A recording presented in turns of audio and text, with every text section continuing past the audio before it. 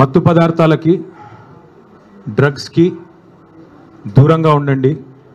పొరపాటున కూడా అలవాటు చేసుకోవద్దు. పొరపాటున కూడా అవి అలవాటు చేసుకుంటే జీవితాలు నాశనం అవుతాయి. నేను జీవితంలో ఎన్నడూ సిగరెట్ కూడా తాగని వ్యక్తిని. అట్లాగే మరి మీరందరూ కూడా తప్పకుండా డ్రగ్స్కి మత్తు పదార్థాలకి దూరంగా ఉండాలని కోరుతా. రాష్ట్ర ప్రజలకు కూడా ఒక విజ్ఞప్తి, రేవంత్ రెడ్డి గారి స్పీచ్లకి వార్తలకి చిట్చాట్లకు కూడా దూరంగా ఉండండి నా విజ్ఞప్తి. ఎట్లాగైతే మరి డ్రగ్స్ మనుషుల ప్రాణాలు హరిస్తాయో అట్లాగే కొన్ని నికృష్టపు మాటలు, నికృష్టపు డైలాగులు మరి మీ ప్రశాంతతకు, మీ ఆరోగ్యానికి కూడా, రాష్ట్ర ఆరోగ్యానికి కూడా హానికరం. పెద్దలు చెప్తారు, నక్క పీనుగునే పిక్కు తింటుంది, పంది బురదలోనే పొరలాడుతుంది, పెండ పురుగు గుడ్ల చావిట్లోనే తిరుగుతుంది. అట్లాగే గుంపు మేస్త్రి నోట్లోంచి కంపు తప్ప ఏమీ రాదు, నికృష్టపు మాటలు తప్ప ఏది రాదని మళ్ళొక్కసారి తేలిపోయింది. ఒకరోజు ఫోన్ ట్యాపింగ్ అంటాడు, మరొక రోజు ఫార్ములా ఈ అంటాడు, ఇంకో రోజు డ్రగ్స్ అంటాడు, కాదంటే కాళేశ్వరం, లేదంటే కేసీఆర్. 20 నెలల్లో ఈ నికృష్టుడి బతుకు, ఈ రాష్ట్ర ముఖ్యమంత్రిగా ఉన్న నికృష్టుడి బతుకు కేసీఆర్ జపం చేయడం, డైవర్షన్ టాక్టిక్స్ తప్ప, హెడ్లైన్ మేనేజ్మెంటు, డెడ్లైన్ మేనేజ్మెంట్ తప్ప చేసింది ఏంది? ఇప్పటి వరకు ఈ రాష్ట్రంలో ఏ వర్గానికి నువ్వు చేసింది ఏంది నేను అడుగుతా ఉన్నా. అందుకే పెద్దలు చెప్తారు, పంది ఎంత బలిసినా నంది కాదు. నువ్వు ముఖ్యమంత్రి కావచ్చు, ఇంకో 3 ఏళ్ళు ఉండొచ్చు, మురిపంగా డబ్బుల మూటలు దోచుకుంటూ ఉండొచ్చు, కానీ ఎన్నటికీ నీ బతుకు ఒక పెండ పురుగులోని పురుగు బతికే తప్ప నీది ఎన్నటికైనా కూడా కేసీఆర్ స్థాయి కానీ, ఆ ముఖ్యమంత్రి పదవికి ఉండే ఒక గౌరవాన్ని కానీ, గతంలో మహామహులు ఆ పదవిని అధిష్ఠించారు. ఓ విజయభాస్కర్ రెడ్డి గారు, ఓ ఎన్టీ రామారావు గారు, ఒక రాజశేఖర రెడ్డి గారు, ఓ చంద్రబాబు నాయుడు గారు, ఓ కేసీఆర్ గారు. వాళ్ళు ఆ పదవికి ఎక్కిన తర్వాత ఎంత హుందాగా వ్యవహారం చేశారు. ఒక రోషయ్య గారు ఎంత హుందాగా వ్యవహరించారు. మీరెంత నికృష్టంగా వ్యవహరిస్తున్నారు. ఇది రాష్ట్రమే కాదు, దేశం మొత్తం గమనిస్తూ ఉంది. 2 ఏళ్ళైంది మీరు తెలంగాణ రాష్ట్రానికి ముఖ్యమంత్రి అయ్యి. మీ వల్ల వీసమెత్తు లాభం పొందిన ఒక మనిషి కానీ, ఒక వర్గం కానీ చూపెడతావా? ఒకటి మాత్రం ఒప్పుకోవాలి, రేవంత్ రెడ్డి గారి వల్ల బాగా లాభపడింది ఎవరయ్యా అంటే చిల్లర గాసిప్ వెబ్సైట్లు, యూట్యూబ్ ఛానళ్ళు, వాటికి పెట్టే దిక్కుమాలిన తంబునేళ్లు నడుపుకునే కొంతమందికి మాత్రం రేవంత్ రెడ్డి వల్ల కడుపు నిండా మరి బ్రహ్మాండంగా ఆదాయం వస్తున్నమాట మాత్రం వాస్తవం. 3rd రేట్ యూట్యూబ్ ఛానళ్ళకి, మీడియా ముసుగులో దరిద్రాన్ని వండే దగుల్బాజీలకు ఆదాయం పెరగొచ్చు, కానీ రాష్ట్ర ప్రజలకు మాత్రం దమ్మిడి ఆదాయం కూడా, దమ్మిడి లాభం కూడా నీ వల్ల లేదు అనేది వాస్తవం. రోత వార్తలు, రోత డైలాగులతో ఇవాళ ఇష్టం వచ్చినట్టు మాట్లాడి చిట్చాట్ల పేరిట నువ్వు చీటింగ్ ఏదైతే చేస్తున్నావో ఈ రాష్ట్ర ప్రజల్ని జనం చీకొట్టే పరిస్థితి తెచ్చుకుంటా ఉన్నావు. టన్నుల కొద్ది కేసులు పెట్టాడు 20 నెలల్లో, టన్నుల కొద్ది కేసులు. గుండు పిన్నంత ఆధారం అన్న దొరికిందా? ఉంటే కదా దొరికేదానికి, తప్పు చేస్తే కదా భయపడేదానికి. అందుకే నేను అనేది, చేతిలో పవర్ ఉంది నీకు, నువ్వే హోంమంత్రి, నువ్వే ముఖ్యమంత్రి, నీ కిందే మొత్తం 1000 మంది పోలీసులు ఉన్నారు, మంది మార్బలం వ్యవస్థ అంతా నీకే ఉంది. ఏం తప్పు చూపెట్టినావు? 20 నెలల్లో ఏం పీకినావు? ఎంతసేపు లీకులు. అప్పట్లో ఏదో సినిమాలో ఆయన గ్రీకు వీరుడు అనేవాళ్ళు, ఈయన లీకు వీరుడు. లీకులు తప్ప, చిట్చాట్లు తప్ప నువ్వు పీకింది ఏంది, నువ్వు చేసింది ఏంది రాష్ట్ర ప్రజలకు కానీ, రాష్ట్రంలోని ఏ వర్గానికి నువ్వు చేసింది ఏంది నేను అడుగుతా ఉన్నా. మేమేమి తప్పు చేయలేదు కాబట్టే ఇవాళ ఇంత ధైర్యంగా, మొహమాటం లేకుండా, దమ్ముంటే లై డిటెక్టర్ పరీక్ష పెట్టు, దమ్ముంటే లై డిటెక్టర్ పరీక్ష పెట్టు అని చెప్పిన మొట్టమొదటి రాజకీయ నాయకుని నేను. నీకుందా దమ్ము? ఓటుకు నోటు కేసులో నేను డబ్బులు తీసుకోలేదు లేదా ఇవ్వలేదు అని చెప్పే దమ్ము నీకుందా? లై డిటెక్టర్ పరీక్షలో మగాడివైతే, పిరికి సన్నాసివి కాకపోతే వస్తావా? ఉద్రం కూర్చుందాం, రాష్ట్ర ప్రజల ముందు లైవ్ కెమెరాల ముందు కూర్చుందాం, ఎవరేందో ప్రజలను తెలవమందాం. ఇద్దరి మీద ఉంది కదా ఏసీబీ కేసు, నీ మీదో కేసు ఉంది, నా మీదో కేసు ఉంది. నువ్వు మరి రా, ముందుకు రా అని కూడా సవాల్ చేసిన రాలా. పెడితే పెట్టాడు కేసులు, ఏదో ఫార్ములా ఈ అని, కమిషన్ అని, ఇదని అదని పెట్టాడు. దొంగ కేసు పెట్టినా అది కూడా పెట్టడం సరిగా రాదు ఈయనకి. అదే సినిమాలో చెప్తారు, బ్రహ్మానందం గారు దొంగ పాత్ర వేస్తాడు, వేసిన తర్వాత అందులో ఆయన చెప్తాడు ఆ హీరో గారు, వీడు దొంగ కానీ దొరికిపోవడం వీడి స్పెషాలిటీ అంటాడు. అట్లాగే రేవంత్ రెడ్డి స్పెషాలిటీ ఏంటంటే దొరికిపోవడం, పనికి మాలిన డైలాగులు కొట్టడం, మళ్ళీ వెంటనే దొరికిపోవడం. అందుకే నేను అనేది మీకు రేవంత్ రెడ్డి గారికి నేను చెప్తా ఉన్నా, నువ్వు సీసీ కెమెరాల్లో దొరికిపోయిన చిల్లర దొంగవి.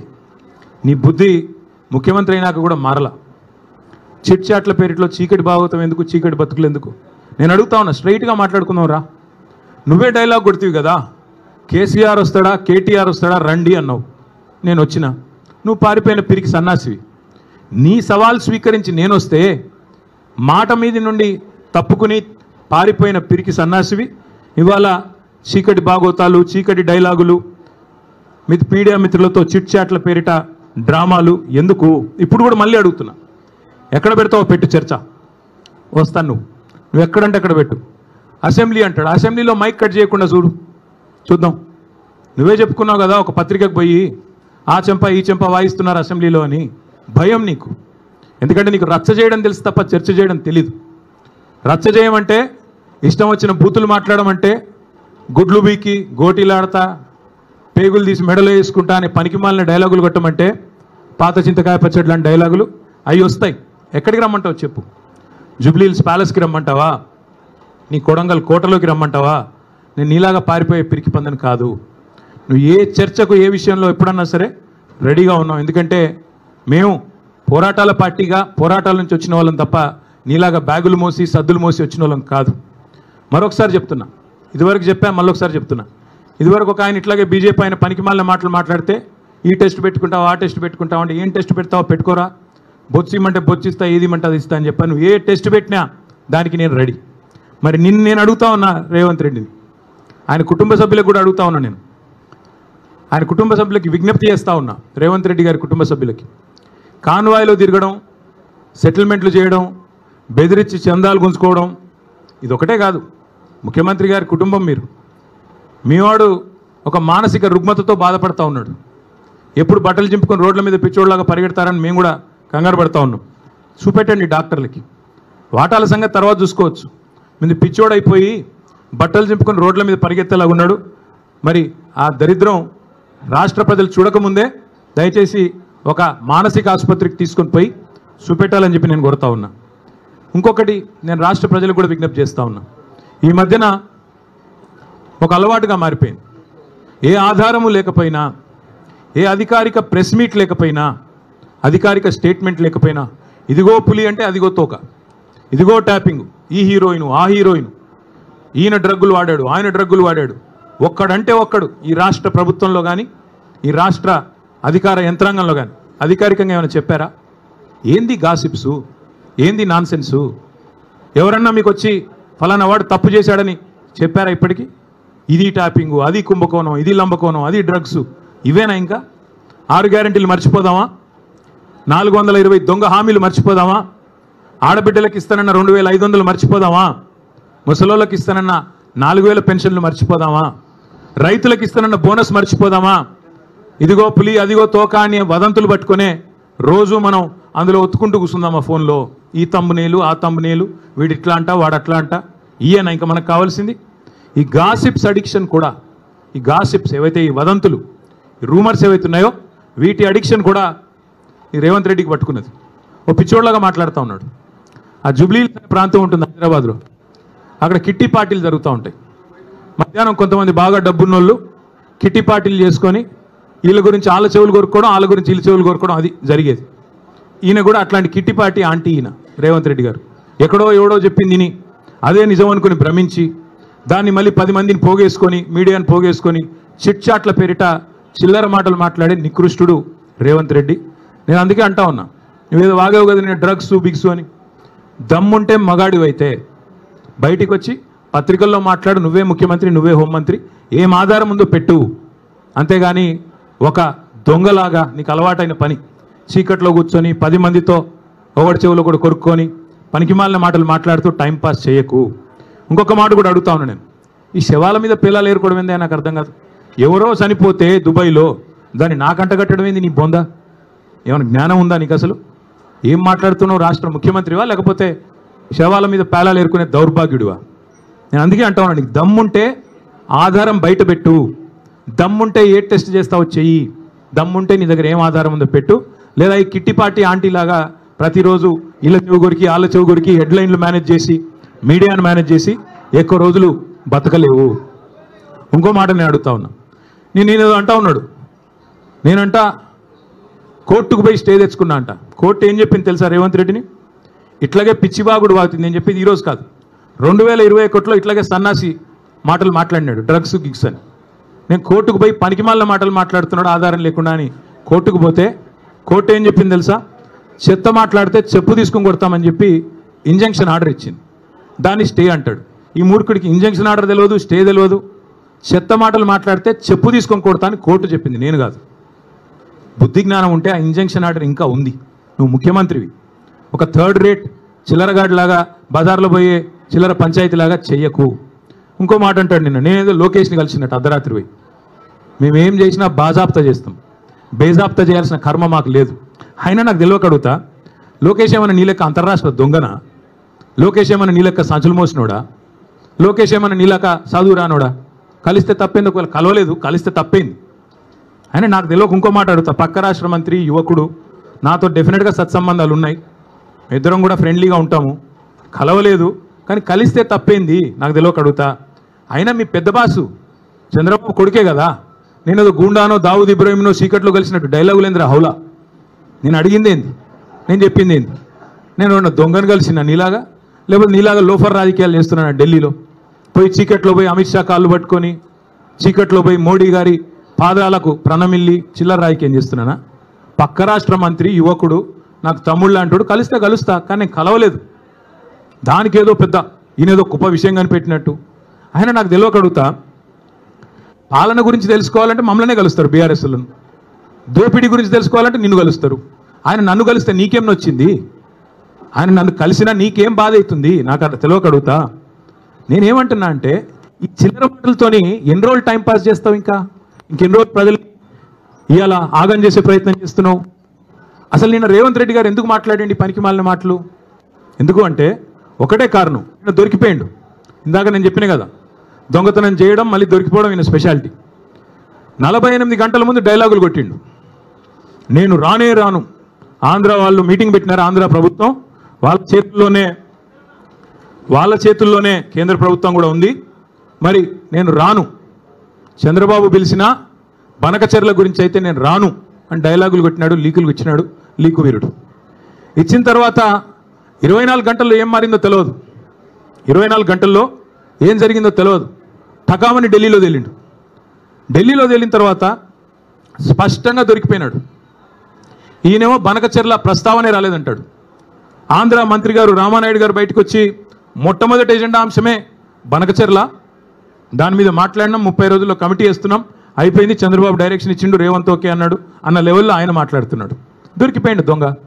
తెలంగాణ ప్రయోజనాలను, గోదావరి జలాలను పూర్తి స్థాయిలో చంద్రబాబు గారికి తాకట్టు పెట్టినాడు అని దొరికిపోగానే మళ్ళీ డైవర్షన్ స్టార్ట్.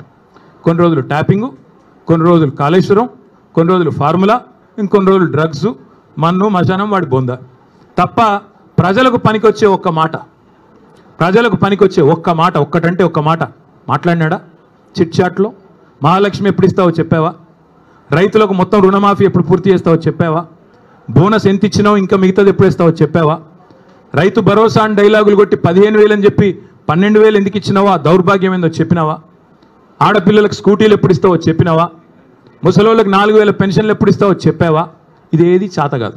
కాబట్టి ఏం చేయాలి? ఈ తెలంగాణను దండుపాలెం బ్యాచ్ లాగా దోచుకుంటున్న అన్నదమ్ముళ్ళు, అనుముల బ్రదర్సు, నువ్వు కలిసి, అదేవిధంగా మీ వాళ్ళు కలిసి మొత్తం ఈరోజు డైవర్షన్ గేమ్లు తప్ప 20 నెలల్లో చేసింది ఏంది? ఇవాళ వెన్నుపోటు పొడవడం అనేది రేవంత్ రెడ్డికి ఏం కొత్త కాదు, వెన్నతో పెట్టిన విద్య. నమ్మి ఓటేసిన పాపానికి దేశ రాజధాని ఢిల్లీ సాక్షిగా మరి మళ్ళొక్కసారి తెలంగాణ ప్రజల గొంతు కోసిన కసాయి రేవంత్ రెడ్డి. నాడు నోట్ల కట్టలతో అడ్డంగా దొరికిండు, ఈరోజు ప్రజల నోట్లోనే మట్టి కొడతా ఉన్నాడు రేవంత్ రెడ్డి. త్యాగాలు, పోరాటాలు, బలిదానాలతో ఏర్పడ్డ ఈ తెలంగాణకి ఇట్లాంటి నికృష్టుడు ముఖ్యమంత్రిగా ఉండడం అనేది నిజంగా కూడా మనందరికీ అవమానం. కేసీఆర్ గారి ప్రభుత్వంలో 10 ఏళ్ళు ఇదే ఖమ్మం జిల్లాలో కానీ మిగతా ఉమ్మడి జిల్లాల్లో కానీ రైతు పొలంలో నీళ్లు ఉండాలి కానీ రైతు కళ్ళల్లో కన్నీళ్ళు ఉండకూడదని చెప్పి ఒక కమిట్మెంట్తో ఇక్కడ సీతారామ ప్రాజెక్ట్ కట్టినా, భక్త రామదాస్ కట్టినా, కాళేశ్వరం కట్టినా, పాలమూరు రంగారెడ్డి ఎత్తిపోతల పథకం కట్టినా, చెరువులు బాగు చేయడానికి మిషన్ కాకతీయ, ఇక్కడికి వచ్చేటప్పుడు కూడా లక్కారం చెరువు అక్కడ పెద్ద ఆర్చి మీద రాస్తుంది మిషన్ కాకతీయ లక్కారం చెరువు అని. అట్లాంటి కార్యక్రమాలు మరి అనుక్షణం తప్పించి మరి 14 ఏళ్ళు ఆనాడు నీళ్ల పేరిట పోరాటం చేసిన, 10 ఏళ్ళు ప్రభుత్వాన్ని నడిపిన కేసీఆర్ గారు ప్రాజెక్టులు కట్టారు. రైతు బాగుండాలని తప్పించి రైతు బంధు పెట్టి, రైతు బీమా పెట్టి, పంటలు కొని బ్రహ్మాండంగా నీళ్ళు అందించి 12వ స్థానంలో ఉన్న తెలంగాణ నెంబర్ 1 స్థానాన్ని తీసుకొని పోయారు. కానీ దాని గురించి కూడా నిన్న చిల్లర మాటలు ఢిల్లీలో మాట్లాడిండు రేవంత్ రెడ్డి. బాబు గారితో మరి జరిగిపోయిన దొంగ ఒప్పందం, చీకటి ఒప్పందం బయటపడంగానే కవర్ చేసుకోవడానికి కవర్ డ్రైవ్లు, ఇవన్నీ ఎక్స్ట్రా కవర్ డ్రైవ్లు, డ్రగ్స్, కాళేశ్వరము, ట్యాపింగు, టూపింగు. అందుకే కుడిదిలో పడ్డ ఎలకలా కొట్టుకుంటా ఉన్నాడు. ఏం చేయాలో తెలియదు, దొరికిపోయిండు. అడ్డంగా దొరికిపోవడం కాబట్టి అడ్డదారులు ఎత్తుకుతా ఉన్నాడు. ఎజెండాలో ఫస్ట్ ఐటమ్ అని చెప్పాడు కదా, నేను కాదుగా చెప్పింది. ఎజెండాలో ఫస్ట్ ఐటమ్ అని నిమ్మల రామానాయుడు గారు, ఏపీ మంత్రి గారు చెప్పిన మాట వాస్తవం కాదా? ఇంత స్పష్టంగా చెప్పిన తర్వాత తెలంగాణ ముఖ్యమంత్రి అబద్ధాలు చెప్పిన మాట వాస్తవం కాదా? అందుకే నేను అనేది 70 లక్షల మంది రైతుల ముందు, ఇవాళ కోట్లాది మంది ప్రజల ముందు మళ్ళొకసారి దొరికిపోయింది కాబట్టే ఈ మైండ్ బ్లాంక్ అయిపోయి ఈ పనికిమాలిన మాటలతో అటెన్షన్ డైవర్షన్ కోసం ఈ చెత్తవాగుడంతా వాగుతూ ఉన్నాడు. డ్రైనేజీ కంపు ఎంత అయితే ఉంటుందో అంతకంటే ఎక్కువ మీ దగ్గర అదే ఉండేది. ఇక్కడ ఇదివరకు కాలువ, ఆ గోళ్ళపాడు ఉండే ఇదివరకు అలా పోవాలంటేనే భయం అవుతుండే. అంతకంటే కంపు ఉన్నది ఇప్పుడు రేవంత్ రెడ్డి నోరు. ఆ నోరు తెరిస్తే దరిద్రం గబ్బు తప్ప ఒక్కటంటే ఒక్క మంచి మాట రాదు. అట్లే నేను అడుగుతా ఉన్నా, ఈ జిల్లాలో ఏం చేశారు ఇప్పుడు రేవంత్ రెడ్డి గారు? ఈ 20 నెలల కాలంలో రాష్ట్రానికి ఏం చేసినావు, ఖమ్మం జిల్లాకి ఏం చేసినావు చెప్తావా? కేసీఆర్ గారు కట్టిన ప్రాజెక్టు సీతారామ, ఆ ప్రాజెక్టుకు వచ్చి రిబ్బన్ కట్ చేసి నెత్తిన నీళ్ళు చల్లుకోవడం తప్ప నువ్వు పీకింది ఏంది, నీ మంత్రులు పీకింది ఏంది అని అడుగుతా ఉన్నా. ఒక మంత్రి ఏమో బాంబుల్లో బిజీగా ఉన్నాడు, ఆయన పేరు బాంబులేట్ అయిపోయింది పాపం. ఇప్పుడు బాంబు వెళ్తుంది, అప్పుడు బాంబు వెళ్తుంది. Karthika Pournami bye, Deepavali bye, Sankranti bye, మళ్ళీ దసరా రానివట్టే, దీపావళి రానివట్టే. ఇప్పుడు వెళ్తుంది, అప్పుడు వెళ్తుంది. ఏంది పేలేది, ఏంది చేసింది, ఏంది నువ్వు పీకేది ఏంది? అందుకే చెప్పాను నేను లాస్ట్లో కూడా, ఏదో ఉత్సులో ఇరుక్కున్నాడు అంటే ఉత్సాన బొత్స అని చెప్పాను. ఇప్పుడు కూడా మళ్ళీ అదే చెప్తా ఉన్నా, మీరు పీకేది ఏమీ లేదు. కాంగ్రెస్ వాళ్ళు 100% చెప్తున్నా, మిమ్మల్ని మాత్రం 420 హామీల విషయంలో ఫుట్బాల్ ఆడే బాధ్యత మాదే. ప్రధాన ప్రతిపక్షంగా రేవంత్ రెడ్డి కావచ్చు, పొంగులేటి కావచ్చు, వాళ్ళ అయ్య కావచ్చు, వాళ్ళ తాత కావచ్చు, ఫుట్బాల్ ఆడే బాధ్యత మాది. ఇదే ఖమ్మం జిల్లాలో మళ్ళీ బ్రహ్మాండమైన మెజారిటీతో తిరిగి గులాబీ జెండా రెపరెపలు ఆడుతుంది. ఇప్పటికే ఖమ్మం జిల్లా ప్రజలకి మోసం కూడా అర్థమైంది. నేను ఎందుకు ఇలా బాధ అంతా ఏంటి, ఇలా ఆక్రోశం ఏంటి?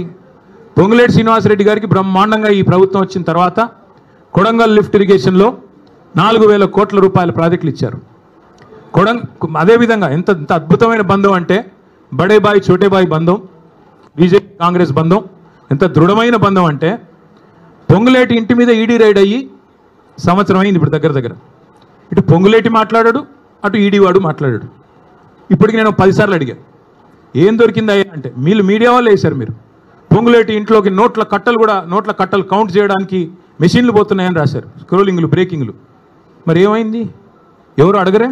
వస్తలేడా ఖమ్మానికి? అడగబుద్ధి అయితే లేదా? రాయరా? అడగరా?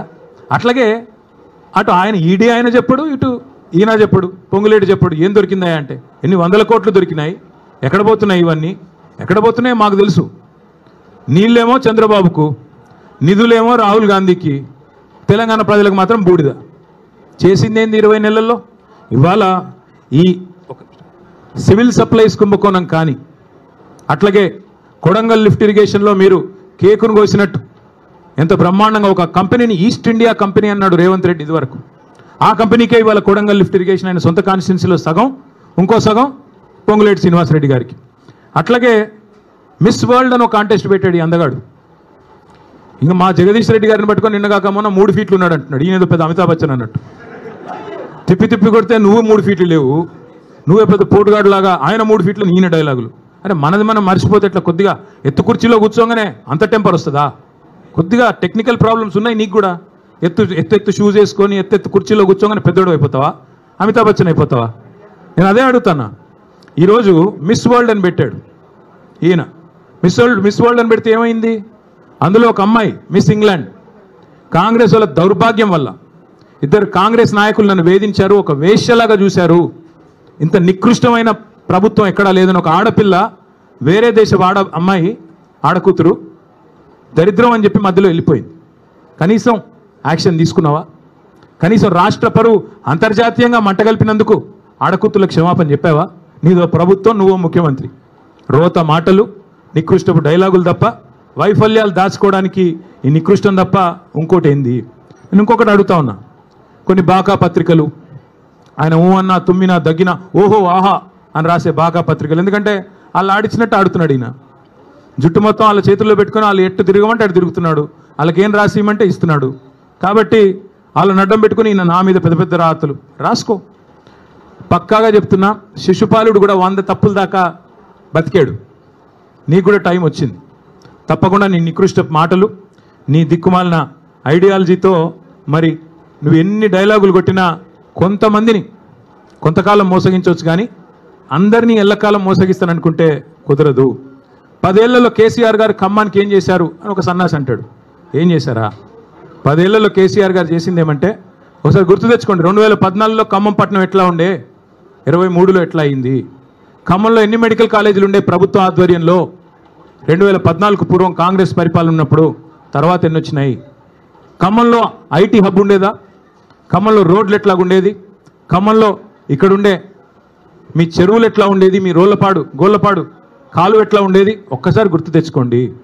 కొత్తగూడెం జిల్లా చేయడమే కాదు, 2 మెడికల్ కాలేజీలు ఇవ్వడమే కాదు, సీతారామ ప్రాజెక్ట్ లాంటి అద్భుతమైన ప్రాజెక్టు, జిల్లాలోని ప్రతి ఇంచుని ప్రతి అంగుళాన్ని తడిపే ప్రాజెక్టే కాదు, ఇవాళ ఖమ్మానికి కేసీఆర్ గారు చేసినంతగా ఎవరైనా చేశారా? ఒక్కసారి గుండె మీద చేసుకొని చెప్పమని నేను కోరుతా ఉన్నా. అట్లాగే నేను రేవంత్ రెడ్డిని అడుగుతా ఉన్నా, సూటిగా అడుగుతా ఉన్నా. దమ్ముంటే మగాడివైతే చెప్పు, నీ సీటుకు ఎవడెసరు పెడతాడో అని చెప్పి ఇవాళ డిప్యూటీ సీఎం బట్టి విక్రమార్క, అదేవిధంగా రెవెన్యూ మంత్రి పొంగులేటి, అట్లాగే ఉత్తమ్ కుమార్ రెడ్డి ఇరిగేషన్ మంత్రి, వీళ్ళ ఫోన్లు నువ్వు ట్యాప్ చేయట్లేదా? ఈరోజు చెప్తావా? నీ మనవాడి మీద ఒట్టేసి చెప్తావా బయటకు వచ్చి నేను వీళ్ళ ఫోన్లు ట్యాప్ చేయట్లేదని? వీళ్ళ రాష్ట్రంలో వేలాది ఫోన్లు ట్యాప్ చేస్తున్నమాట వాస్తవం కాదా? చెప్తావా? లై డిటెక్టర్ ముందు కూర్చొని చెప్తావా? మగాడివైతే రా, బయటకు వచ్చి ఒట్టేసి చెప్పు దమ్ముంటే. చేసేది దౌర్భాగ్య పనులు, గలీజ్ పనులు, మీదికెళ్ళి పెద్ద పెద్ద మాటలు. ఒక గల్లీ రౌడీలాగా ఢిల్లీకి పోయి సిల్లీ మాటలు మాట్లాడిన ముఖ్యమంత్రికి నేను ఒకటే చెప్తా ఉన్నా. 50 సార్లు పోయావు ఢిల్లీకి, దాదాపుగా ఇంకోసారి అయిపోతే 50, హాఫ్ సెంచరీ. 50 పైసలు వచ్చినాయి నువ్వు 50 సార్లు పోతే. పోవడం, చీకట్లో మోడీ కాళ్ళు పట్టుకోవడం, చీకట్లో అమిత్ షా కాళ్ళు పట్టుకోవడం, రాహుల్ గాంధీ ఏమో దేక్తలేడు, నిన్ను అపాయింట్మెంట్ ఇస్తలేడు. ఇక ఈయన నా గురించి మాట్లాడతాడు.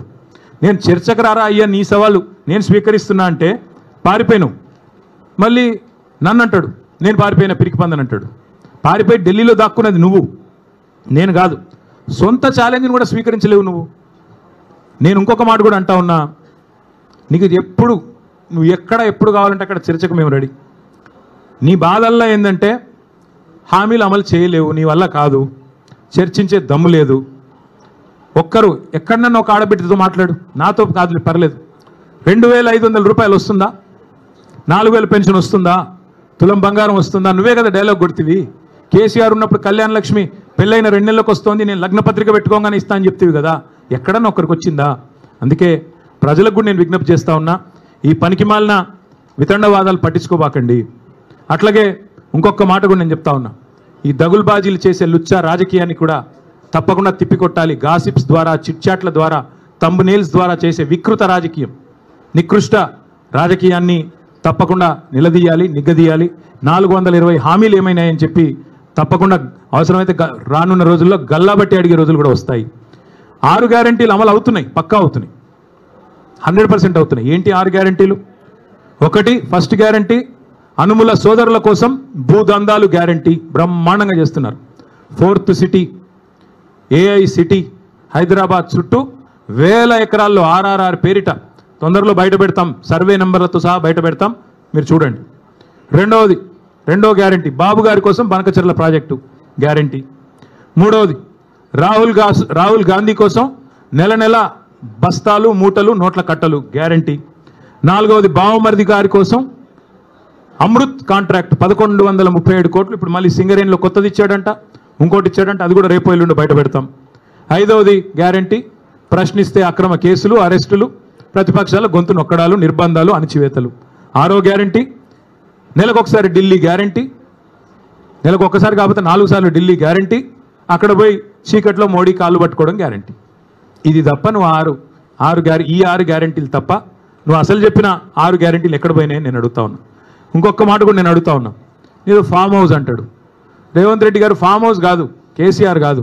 నువ్వు ఏ ఫార్మర్ హౌస్కి పోయినా నీ బతికేందో చెప్తారు. ఇవాళ రాష్ట్రంలో ఏ ఫార్మర్ హౌస్కి పోతావో పో, కొండారెడ్డిపల్లిలోనా, కొడంగల్లోనా, ఖమ్మంలోనా, యాడికి వస్తావో రా, ఫార్మర్సే చెప్తారు నీ బతికేందో, నీ లెక్కేందో. అట్లాగే ఇంకొక మాట కూడా నేను చెప్తా ఉన్నా. ఇవాళ 100% చెప్తా ఉన్నా నేను, నువ్వు ఏ సవాలు ఎప్పుడు ఎక్కడ వేసినా స్వీకరించేదానికి నేను సిద్ధంగా ఉన్నా. నేను రేవంత్ రెడ్డి గారికి ఒక్కటే అడుగుతా ఉన్నా.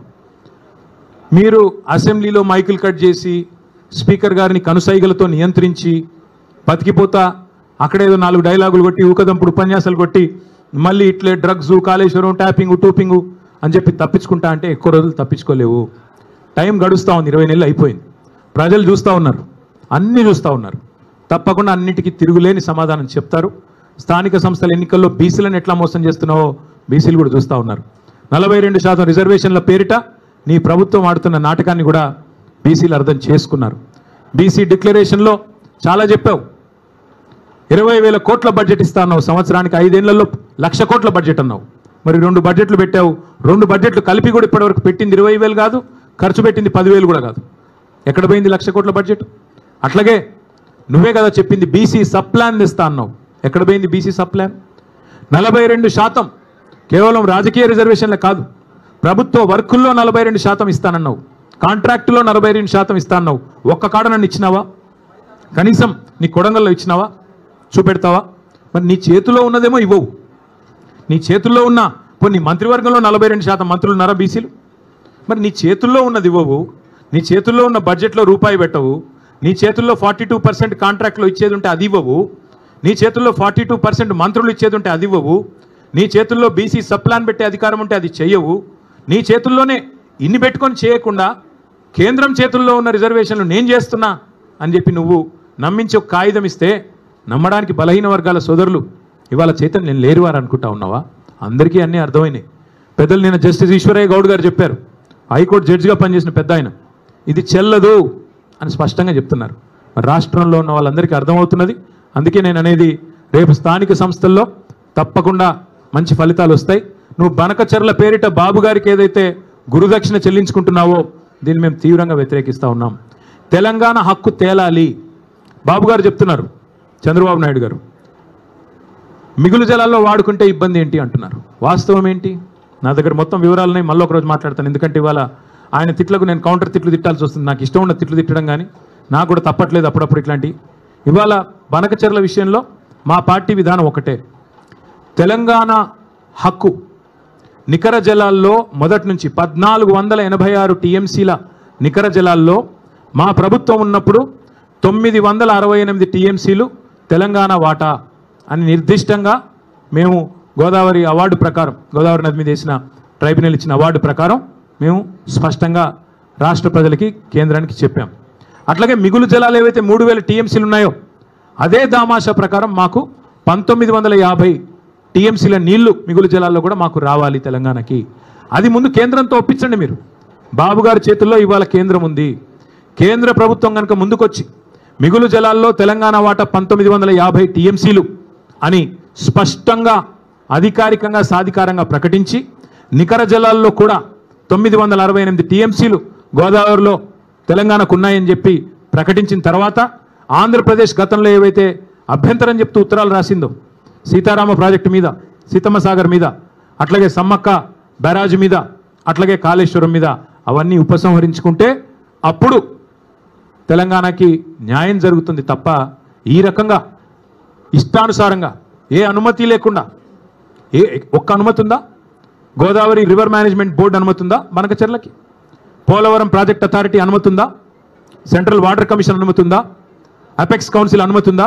ఏ అనుమతి లేకపోయినా నేను కట్టుకుంటా, ఎందుకంటే రేవంత్ రెడ్డి జుట్టు నా చేతుల్లో ఉంది, మోడీ జుట్టు నా చేతుల్లో ఉంది అని ఎవరు అనుకున్నా తెలంగాణ ప్రయోజనాల విషయంలో ఇంకెవరన్నా రాజీ పడవచ్చు, ఇంకెవరన్నా చీకటి మంత్రాంగాలు చేయొచ్చు, కానీ మేము మాత్రం చేయం. మేము ఆంధ్ర ప్రజలకు వ్యతిరేకం కాదు, ఆంధ్ర రైతాంగానికి ఎంత మాత్రం వ్యతిరేకం కాదు, కానీ తెలంగాణ హక్కులు తేలాలి.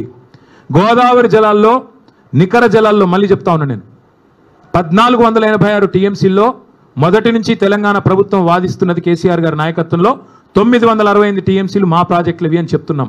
అది తేల్చండి ముందు. అట్లాగే మిగులు జలాలు 3000 టీఎంసీలు ఉంటే అందులో దామాషా ప్రకారం మాకు 1950 టీఎంసీలు రావాలి. అవి తేల్చి సాధికారంగా కేంద్ర జల సంఘం డిక్లేర్ చేస్తే తప్పకుండా అప్పుడు మాట్లాడొచ్చు. గతంలో మీరు పెట్టిన అభ్యంతరాలు ఉపసంహరించుకుంటే మాట్లాడొచ్చు. అంతేగాని ఈ సానుభూతి డైలాగులు కుదరవు. మిగులు జలాలు వాడుకుంటే ఇబ్బంది ఏంటి, మిగులు జలాలు వాడుకుంటే ఇబ్బంది ఏంటి అంటే మీరు అన్ని ఉల్లంఘనలకు పాల్పడి ఏ అనుమతి లేకపోయినా ప్రాజెక్టులు కడతాం, బడితున్నోడిదే బర్రె అంటే అది కుదరదు. మీరే కదా ఉత్తరాలు రాసింది కాళేశ్వరానికి వ్యతిరేకంగా, మీరే కదా ఉత్తరాలు రాసింది సమ్మక్క సాగర్కి వ్యతిరేకంగా, మా సీతారామ ప్రాజెక్టు ఖమ్మం జిల్లాకు వ్యతిరేకంగా. ఇలా మళ్ళీ మీరు సానుభూతి కోసం మాట్లాడతారంటే కుదరదు. మీ శిష్యుడు